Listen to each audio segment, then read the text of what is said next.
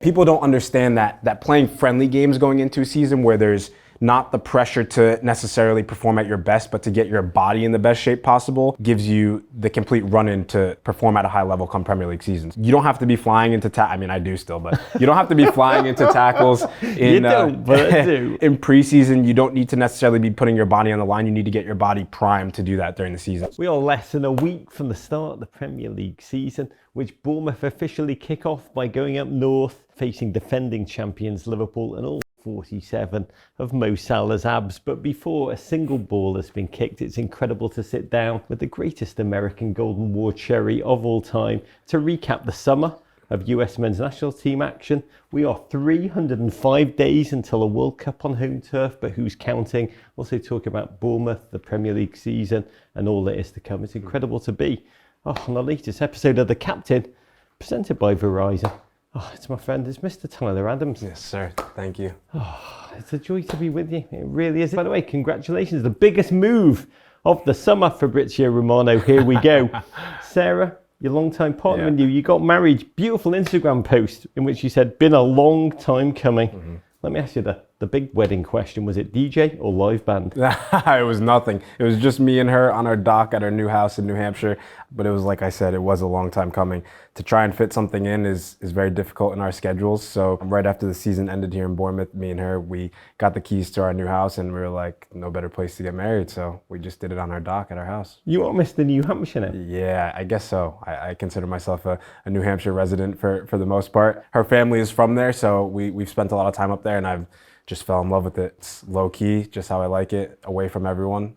On the water, can't ask for much more. USL club coming in this multi-club owner. Never know. Never know. Yeah, it's happening, baby. You mentioned that the off-season for you, with Gold Cup, with Bournemouth tour, with the new season coming, it's like so bloody slim. How is it as a footballer? Does it make the special moments like births, marriages, all those joyous things, does it make them feel even more special? Or is it like you get married, the next day you're like, training?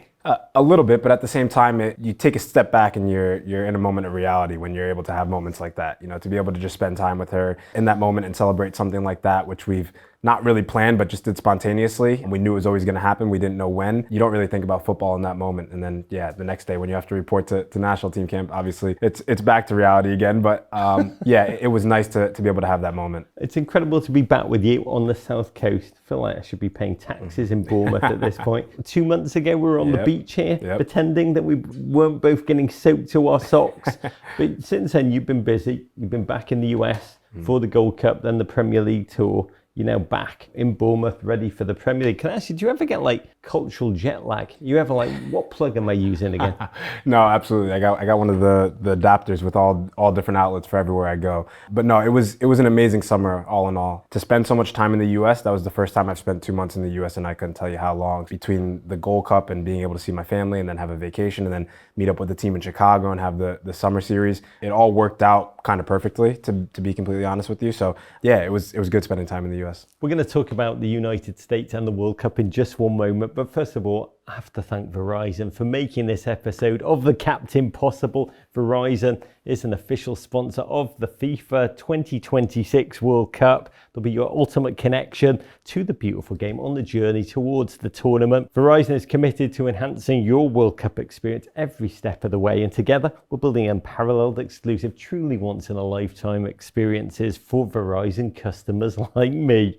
Verizon will power your passion, give you more access to every match, every goal, every amazing moment, making them unforgettable. Stay tuned for more magical updates from Verizon as we march towards the tournament together. And talking about the World Cup, Tyler, we last spoke just before you reported to US men's national team camp. We were in Philadelphia, I think in May. Ultimately, the biggest talking point of the summer was brewing then that some of the biggest players in the US squad were not there. You ultimately led a very raw, inexperienced, massively MLS squad all the way to the final, and you declared that the players who did report, quote, needed to harden themselves mentally, physically, go in and be willing to compete and suffer every single day. Once you got into camp, did it feel different? Were those absences conspicuous from the inside all summer, or did it just settle?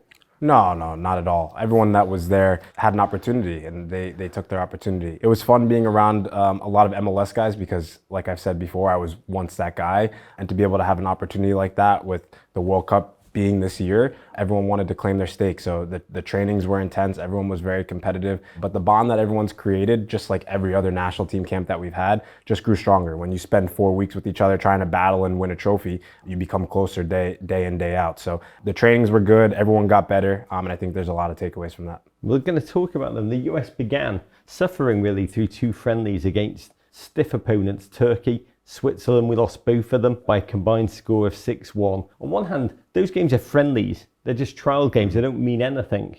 But they're also against arguably the most challenging opponents we faced all summer. Do those results stay with you? No. Should they? Or they mean nothing? No, not at all. I mean, friendlies are friendlies at the end of the day. I think that there's a lot of things that you try and work on in those games, try different things, try different formations, try and gain chemistry between players that you want to see play together. I think the game against Turkey, there were so many positives that we could take away from that game. I think we could have even won the game with some of the chances that we had. So that was really good. And then I think going into Switzerland, we tried a few different things and it didn't work. And you end up losing against a really good team where a lot of the players have played together for 10 plus years and play at the highest level. So those are the challenges we need to embrace and be ready for in the future. But those are learning experiences. And I think that you could say going into the Gold Cup, it was a good experience for us to have because we got humbled a little bit in those, trying a few things. And in the Gold Cup, we tried new things and it worked. So there's definitely takeaways. Into the Gold Cup, the results did start to come against old frenemies, Trinidad and Tobago, that 5-0 win. And then we faced CONCACAF legends, Saudi Arabia, won that, Haiti. And one of the brightest sparks of the summer defined himself, Malik Tillman, midfielder who moved from PSV to Bayer Leverkusen right after the tournament. It's really his first run of games for the US team after last fall's Nation League finals. I think he played the full 90 minutes in each one of the 6 games of the Gold Cup. Charlotte, can you describe what Malik Tillman brings to that midfield that you don't otherwise have? I always knew he was a good player. Whenever he would come into camp, you'd say he has something special. But for some reason, whether it was, like you said, not having a run of games or his club situation, whatever it was, it just didn't always seem to click when he was with the national team. And I grew really close with him throughout this national team camp. And he's just a complete midfielder. I didn't know he had both sides of the ball to him, and his work rate against the ball was incredible. And I think that's what allowed him to grow offensively because we knew he was special. He slows the game down. He plays at his own speed. Whenever the game seems chaotic, you give him the ball and he's comfortable in any situation. So to have a midfielder like that could play 8 or a 10 in our team and add that creative spark, I think is really nice because then when you put him next to someone like Christian that can help be creative as well, I mean, you're talking about, a dynamic duo in a sense. So I think we found a really good balance in terms of what our midfield was playing like this summer, but he just brings something completely different to the game. When you look at that midfield, all the different options that you can play with, that you have played with, what pairing do you think brings the best out of your individual talents and also sets the team up best? It's so hard to say. There's obviously so many good players. You look at the list of midfielders that we have, and obviously you have Weston, who I have a great relationship with, and we've played so many games together. You have Eunice in there still. You have Brendan Aronson. You have Malik Tillman. There's so many different ways that you can play in there. So I think everyone balances the team in a different way. And I think depending on our opponent, you're going to play with different players. Definitely a headache, but not for me. It's for the coach. One of the highlights of the summer for me was watching Diego Luna, that Real Salt Lake wonder, foot skills of an M1 mixtape, the curling moustache of a 19th century train robber. 3 goals in the tournament, both of the US goals in the semi-final against Guatemala, 2 assists sprinkled in. We spent the summer broadcasting with Clint Dempsey, who's joined us at the Men in Blazers Media Network to cover the US team. And he said, watching young Diego Luna, he said it was like almost watching himself, that attitude, stepping into the US team, being willing to take players on, trying to grab the spotlight, having played and trained alongside of him. What do you make of Diego Luna's game? He's fearless. I think the best part about watching him is he's just having fun. He doesn't care who he's playing against or who he's playing with. It's like he's playing in his back garden against little kids. And I think that's what we forget about the game sometimes is that we overcomplicate it. We talk about tactics, we talk about this, but at the end of the day, if you can't just go out and be yourself, then what are you doing? And when you watch him play, I think he's just relatable for a lot of young players to be like, I can have fun and still be effective. And, I can make the crowd jump out of their seats and still be effective. And I think that you saw him come to life as the tournament went on, and he grew into himself. So I think there's a lot more to come from him. Obviously, there's there's always ways that he can develop and get better, but he's going to help our team for sure. I actually ran into him in Austin in the hotel the night before the game there. We were laughing about this spotlight that was now on him, and he said exactly what you said. He said, I'm just trying to have fun. Exactly. Whenever that mentality. He's so relaxed, and I think you look at him and people can all automatically come up with, stereotypes of how he might be or how he is, and he's the complete opposite. You go to talk to him and he's so calm and relaxed and just in the moment and present, and that's what you want in a teammate. Now to our Getting Closer segment, presented by Verizon, where we delve into the pivotal moments of opportunity, challenge and growth that have shaped Tyler's rise. Thank God I'm here with Tyler so that you can answer them yourself. And I want to talk about that Costa Rica quarterfinal, which went to penalties. When you stepped up to take the first kick in the penalty shootout, I did kind of crap myself for you, Tyler. Do you know when you lost like a penalty in a competitive game? Couldn't tell you. Probably youth national team at some point.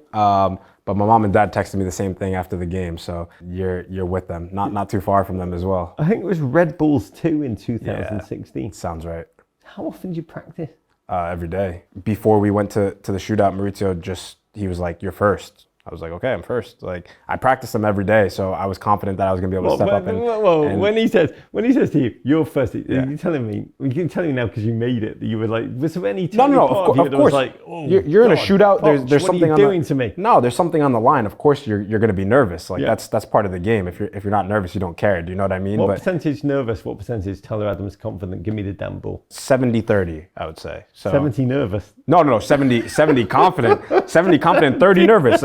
There was nerves trickling through the body for sure, no, I was confident in them. So what's going through your mind as you walk up to that spot? That first walk is particularly agonizing, and you wait for the whistle. Oh, I mean, I wasn't really thinking about much, to be honest with you. I don't know what I was thinking in that moment. It seems like so long ago. Do you have a mental drill even for these things? Nah, we practice though. We had coaches that work with teams throughout the world and practice penalties, and they were with us leading up to the Gold Cup. And we've just worked on them a lot, so. You had less of a run-up. It was more kind of like a stroll-up. You paused for a split second, sent the keeper the wrong way, put it in the bottom right corner. Yeah. I think you looked so chill afterwards. Were you chill on the inside? Yeah, I was chill because I felt like I put a team in a good position. I think the first one is obviously important. And then when you have Matt Friis in goal, who's unbelievable at penalties, and that's who you're practicing against every day, you're confident in him as well. So I'm more stressed out like choosing pizza toppings than you made it look. Is that your move from the spot? Can you tell me, or will you have to kill me? Is that no? That's what I do. It is. It's more of a casual thing than anything. Kind of just comfortable with what I do. I watch the keeper a little bit, and then It's like American Jorginho. US advanced, and we survived Guatemala in the semi-finals. We faced old foes Mexico in the big one. There was delirium. Mighty Chris Richards, the Prince of Alabama, shook his way to goal just 4 minutes in. There's an ongoing conversation we have, which is it is possible to score a goal too early. In that final, did you score the goal too early?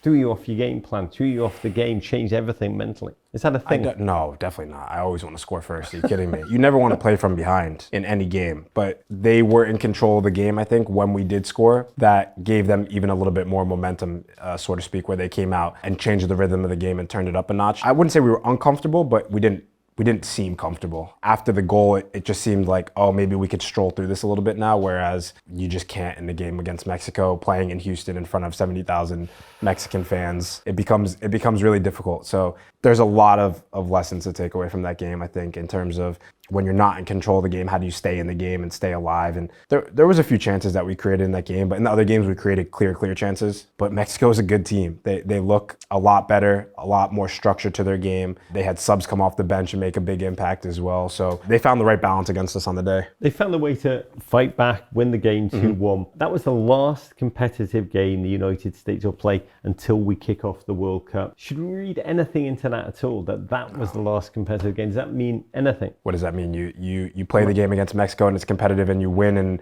what does that mean? It's still the last competitive game. Do you know what I mean? You lose, win, whatever. You're really only as good as your last game, and we have a lot of good competitive friendlies to play in still. So, when you play against the likes of Japan, the likes of South Korea, teams that you don't get to face very often at all, those are the teams that we need to try things against and be able to win against.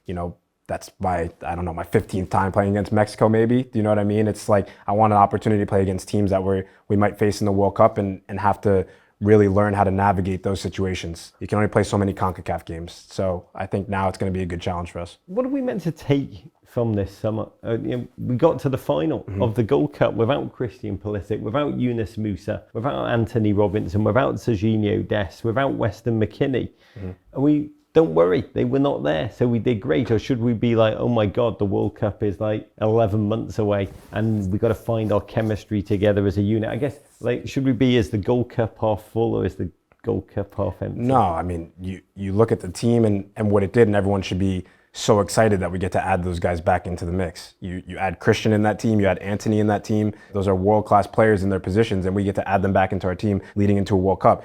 They're going to be fresh, they're going to be ready, and they're going to give us a completely different outlook on how we're going to be able to play. But was it frustrating for you to experience that summer without the best possible players, to get battle-hardened together? You said afterwards, to be quite frank with you, I was happy I was even able to make it through the tournament. Was my body in a position to play at the highest level come Gold Cup? No chance, but I know I have to be there and try and support these boys. Listen, that's my personal situation that I was in. That was one of my first full seasons in a really, really long time. But those guys are some of my best friends, guys that I grew up playing with. If they have to take a rest for their body to put them in the best position, we're going to get the best version of them come a World Cup, and that's what matters. For me, again, we're going to build something throughout these next international windows that we have coming up to be able to build confidence going into the World Cup. And I'm confident now that even after the Gold Cup as well, that we're going to have depth more than ever. We've built a competitive nature within the team to fight for spots, to fight for positions. They trust in themselves. The coaches trust in the players that were there. And I think it's going to be special. The US get back together September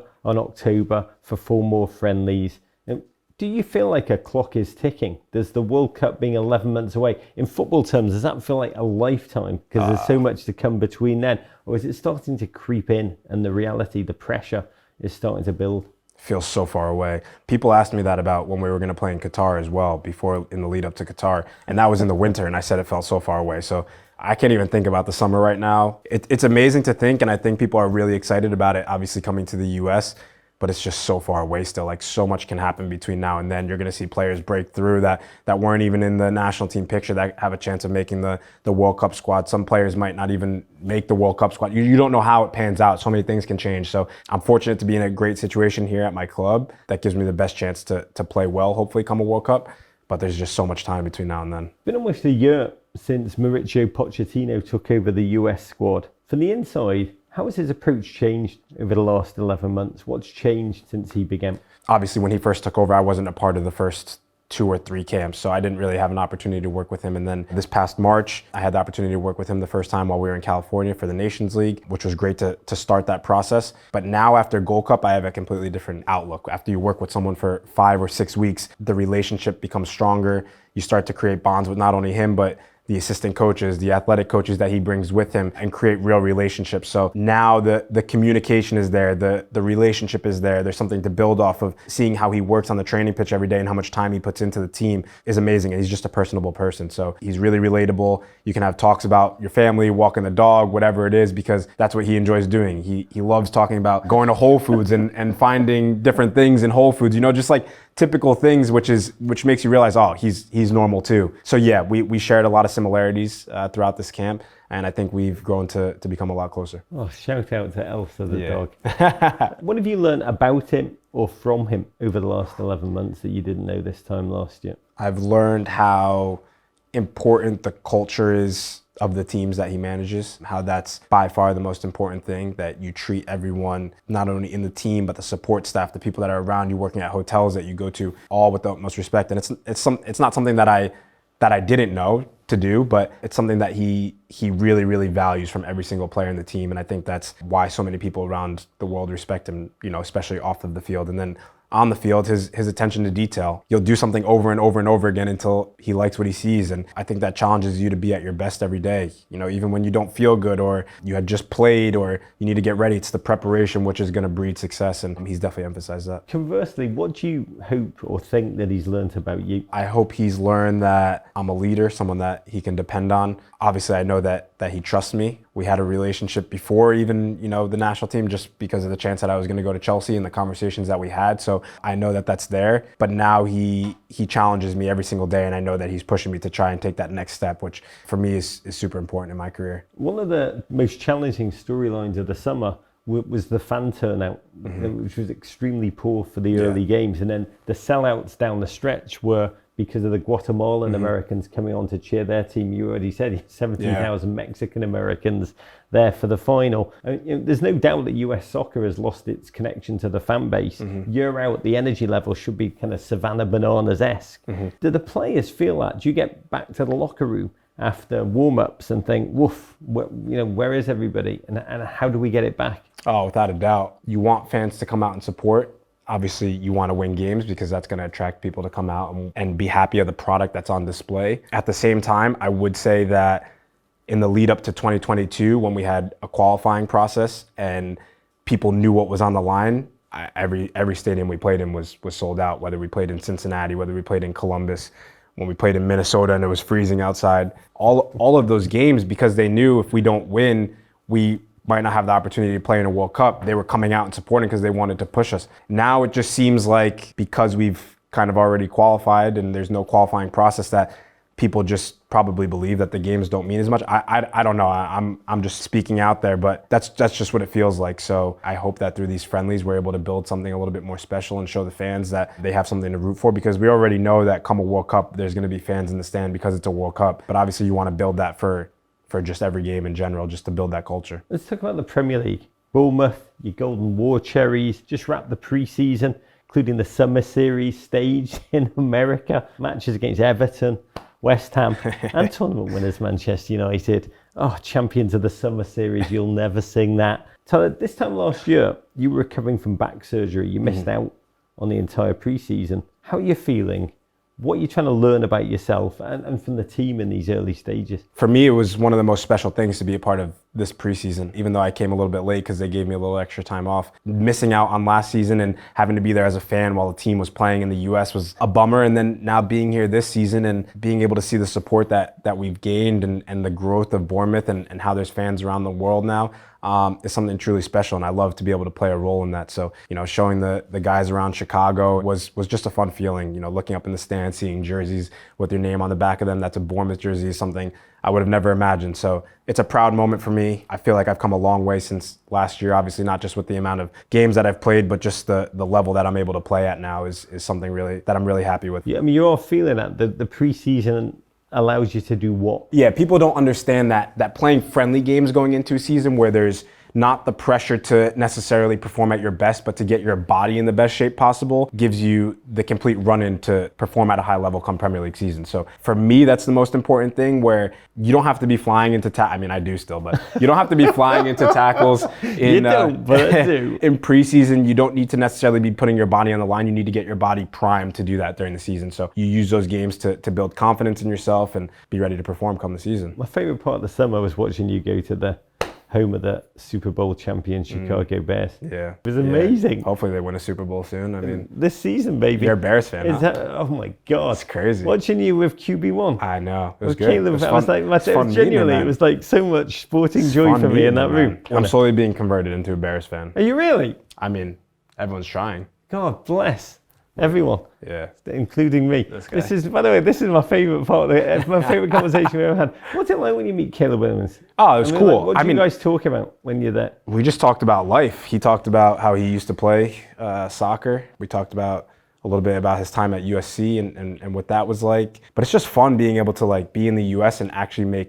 network with people and make connections with people, because when you're in England, people don't really understand, the Premier League is everything. You know what I mean? And when you're a Premier League player, you play against those players. It's not like you're meeting them and doing everything. Whereas when you're in the US, you can meet baseball players, basketball players, football players, other athletes, and listen to their stories, their lives, which have a lot of similarities, but are also very different. And it's just fun to have that exposure. So, to meet someone like that, who's, like you said, QB1 for the Chicago Bears, and just dealing with different pressures and what he's going through, and looking at their schedule, it's similar, but a little bit more rigorous than our schedule. Did he really used to play football? Yeah, he did. He what was he, a striker? He's a striker, I think, back in the day.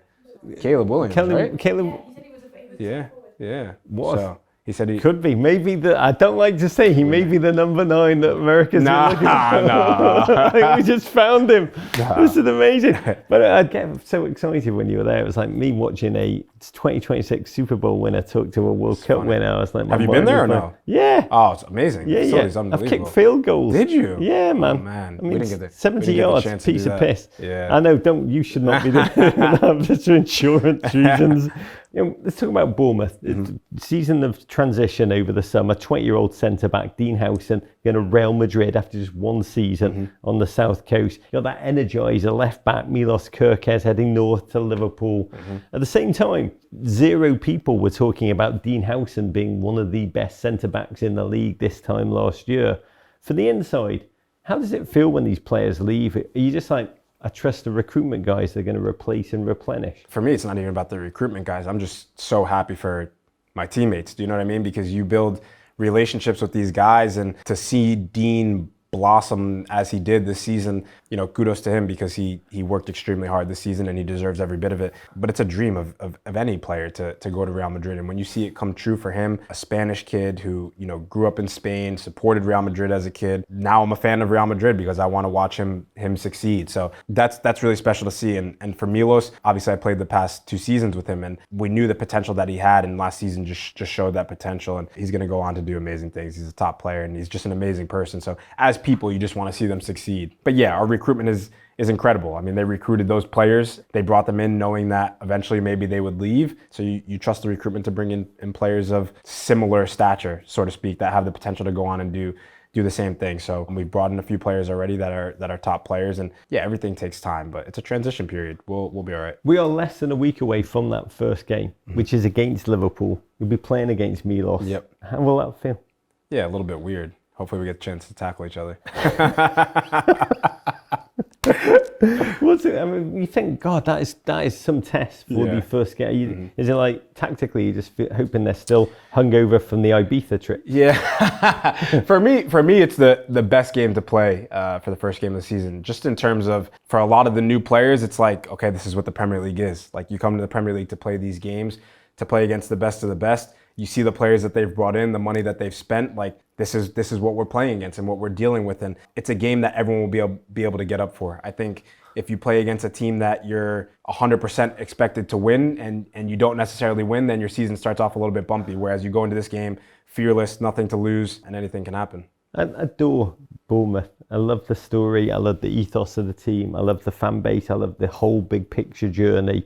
Last season, 9th place finishing, it ties the club's record points haul in the Premier League. What are your expectations for this season ahead, for both yourself and for the club? I think from a personal level, it was good to play so many games last season, but I was like nowhere near the level that Tyler Adams is supposed to be at. Do you know what I mean? So now it's about getting to the level that I know I'm capable of playing at over the 40 games this season. So, which is what, Tyler? Last season, it was like, you'd have a good game, you'd have some average games, never a bad game necessarily, but not so many great ones, and I'm capable of playing a lot more great ones. So already this season, after having 3 weeks off, my body just feels in a good spot, being able to have some preseason games now. I just think that you'll see a different version of me this season. I'm confident to be able to give that to the team and be an important part of the team. And from a collective, I think, finishing 9th place last year was great. We need to continue to try to build off of that, but we just need to be consistent throughout the season. I think that's the most important part. Even last season we struggled a little bit throughout a period, and that probably could have changed a lot of things. Whereas I think if we're just more consistent and stay kind of even keeled, then we'll be able to continue to be 9th and better, or finish even to achieve more things. So this is hard to believe. It's your 3rd season. Yep. Playing with Andoni Iraola, the two of you as manager and player arrived within a couple of weeks of each other, summer 2023. What's his message been to you, to the team, this pre-season? What's he said about the season together? One of the first things he said to our team was, we finished 9th last year, and we've sold a player to Real Madrid, a player to Liverpool, and look how hard we had to work in order to finish 9th in the Premier League. And I think that's just a little bit of a realization and a wake-up call to a lot of players that are now coming into the Premier League for their first season. So we need to work extremely hard this year, even harder than we have, in order to achieve the same, if not more. That's sort of been his message to us. We have the ability to do that, but we need to continue to work hard. What will make this season success for you? It's so hard to say. I think the goal for the club in general needs to continue to try and build progressively. To finish 9th or above this season would be another good season, and it's laying the foundation of what the team should achieve every season. So listen, we have the players to do that. We now have the infrastructure to do that, where we're at a world-class training ground. So now it's about, for me, finishing 9th and above. Oh, the last few questions are all submitted by users in the Men in Blazers Discord channel. We're building a community of fans who won't have a place to talk about the game when they're up in the house at 2 a.m. and no one else is awake. Tyler, by the way, don't worry. The username Wappingers War Cherry is available. We're keeping it for you. But the first question comes from Charm City Toffee, who wants to know, Tyler, who's the most American non-American that you play with at Bournemouth? Lewis Cook, by far. He loves the U.S. It's so funny. He'll talk to me and be like, "Oh, do you go to Whole Foods when you're home?" Or like, "Do you do?" I'm like, "Yeah." Like I go to Whole Foods, and he's just like, he travels. He's a tourist of the U.S. He loves being in the U.S., but he knows more about America than I do, probably. God, he's down to if I'm being honest. He's down to his fruit and veg aisles at the supermarket. Without a he's doubt. in deep. That boy is in deep. He's the guy. You need something in the U.S., he'll probably have a connection more than me. NBA fan as well. Is that like a big deal? I think I don't know if he's a huge NBA fan. NBA, NFL, he follows a little bit of everything. Is it big in the locker room, the NBA? Oh, huge. All the players love NBA. The French guys love NBA too. I mean, you have Victor Wembanyama, why wouldn't you? But yeah, they love it. They love it. I mean, it is since you've been here, have you noticed that just the NBA going from like a periphery curiosity to like a thing that is? A little bit, but I think also having the games in Europe now, they have some games in Paris, sometimes in London. Guys try to get to go to the games, so it's just growing. I mean, it's huge right now. There's a lot of good European players in the NBA right now, so a lot of them follow it. Jack Grims wants to know, Tyler, what is your favourite British food? Sunday roast, so... yeah. It's happening right after this. You're probably going today. Yeah, Yorkshire, 97% made of Yorkshire pudding in about half an hour's time. I would have actually gone with the whole entire front page of the menu at Shea Fred. Bournemouth's iconic fish. Is that a good shout? Yeah, it's good. God, not bad. It's really... Have you been? I go every time, but it's closed on a Sunday. It's course. the spot. It's the spot. One from I Believe That We Will Whinge. That's an excellent name. Who wants to know, what team in any sport do you believe is the Bournemouth of the United States? I would say Rutgers. I think that they achieved probably even above and beyond what they could have. But yeah, they have a solid team, a lot of breakout stars this year, some good draft picks as well. So God, look at you. To praise New Jersey, it's taken every ounce of ambassadorship in your body. Only good thing about jerseys, they pump your gas for you. That's about it. That is Taylor Ham erasure, and also Port Roll erasure to the other side. I think of Wake Forest, 5,000, is it 6,000 students? Is that it? Yeah. Fighting Clemson, No fighting way. Virginia Tech. There you are. Is it only 5,000? That's what they're saying about. Is it only 11,000 fans they have at Bournemouth? That's what the world's going to say. Chris Paul, Tim Duncan, honestly, God bless. We better get Bill Foley to buy Wake Forest. Our Punk Koala asks, as part of the ownership group of Westchester Soccer Club, which you joined in January of this year, also, God bless the Hudson Hammers, how do you see the USL's role in the US football pyramid as they add more tiers? Yeah, I think it's super important, especially that they're adopting the promotion relegation as well to add pressure in that sense. But I think the attraction for a lot of these USL clubs is now they're looking in Europe, they're looking in South America, they're looking in Central America, and it's giving these kids a platform. And USL is obviously not the furthest step in development. There's young, good players there as well. And I think the best thing about the US is we just need to give these players more opportunities to play professional football. So when you look at the English landscape, for instance, and how many tiers there are, if you're not ready, then you go to a league that's a little bit lower, develop, and then you have an opportunity to play at a higher level. So yeah, for me, investing in that was more not only for the club in the area, but for these young kids to be given an opportunity to play at a high level. So, I started somewhere. I started in New York Red Bull 2, which was in the USL at that time, then was able to develop to play in MLS. There's no reason that these other kids can't. God bless. The first Hudson Hammer to Premier League journey is going to be a documentary we need to make. John Arsenic says, Tyler, you played in the US 2 summers in a row ahead of the World Cup. What are your honest thoughts and concerns about the playing surfaces, the weather? What do you think the organisers could do to protect the players and the game? Honestly, it's not a hard question to answer. Play in more soccer-specific stadiums because that's what they're made for. Obviously, you want to sell more tickets and have, larger fan bases, which is great, but then why not make soccer-specific stadiums bigger so that when you have these events, you're able to actually play in soccer-specific stadiums. I think it's great to go to MetLife and play, but when you're laying grass down, 2 or 3 days before a game, it's never going to be a great playing surface, and the quality of the game is never going to be that high. So I think it's a concern to some players because obviously the risk of injury goes up. I mean, you saw in Nations League, Alphonso Davies get injured. I don't know if that's the pitch or what it is, but obviously that's a factor in it, and that should never be a situation that any player has to be in. So we want to give you the best product of soccer we can possibly put out there for fans, but to play on these bad surfaces isn't a great look. And when you played in Minnesota in -20, you welcome a bit of heat. I'd rather that. I'd rather that. The weather is crazy. I mean, especially the Club World Cup this year, with like seeing the thunderstorms and stuff like that.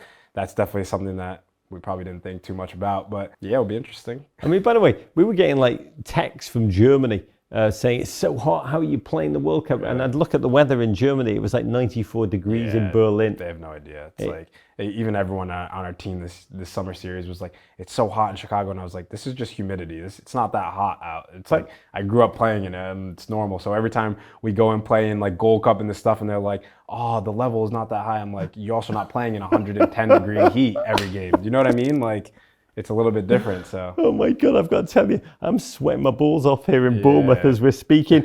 US Specialist 3887 wants to know if American players view clubs with American owners differently when they're playing in Europe. Does playing a club with an American owner like you do at Bournemouth, is it something you think about, or is it an irrelevancy? Oh, no, I absolutely think about it. Bill Foley doesn't treat me differently than any other player, but to have that relationship with someone where he's invested in the game as much as I try to invest myself in the game and work here every day to try and grow as a player, it's just great to see that they care about the game, and I think that's going to help the growth of soccer in America without a doubt, because his influence that he's having here in the Premier League is an influence that will go across the pond as well. So yeah, we have a great relationship. I'm very happy to have an American owner. Glenn says, we will not hold you to this prediction, Tyler, but if you could only choose one outcome in 2026, would it be for Bournemouth to go full Leicester and win the Premier League, or for the US men's national team to win the World Cup? I'm sorry, you can only have one. You can only choose one. I mean, winning the World Cup is without a doubt the biggest thing you can win. So winning the World Cup. Winning the World Cup with Bournemouth. Club World Cup. like Son Heung-min's going to win the World Cup with America. Tyler, last question for you. We are 305 days away from the World Cup as we speak. A World Cup on home turf. Can I just end in all seriousness by asking you, speaking to the American fan base, let us know what we should be looking forward to about all that is to come. What should we be feeling most positive about as we charge to this really once in a generation moment? Yeah, I think that, what I'm most excited about personally is that, especially after the summer is a fearless group. I think we're going to go out there and give it everything. And I think playing in front of home fans, on home soil, in front of friends and family is going to give us that extra push that we really need. So I think within these next 300 days, you're going to see a lot of players develop at a different level, playing regular football, everyone getting healthy again, taking the time that they need. And then I think in the summer, it's going to be a real push. I think it's going to be exciting. I think it's going to be something that everyone wants to get up for and support. I think Qatar was just a glimpse of what we were capable of. And I think we're going to be ready to push for more now. From your mouth to God's ear, to you, your family, your wife, your team this season. Big love. Thank you. Appreciate it. Courage.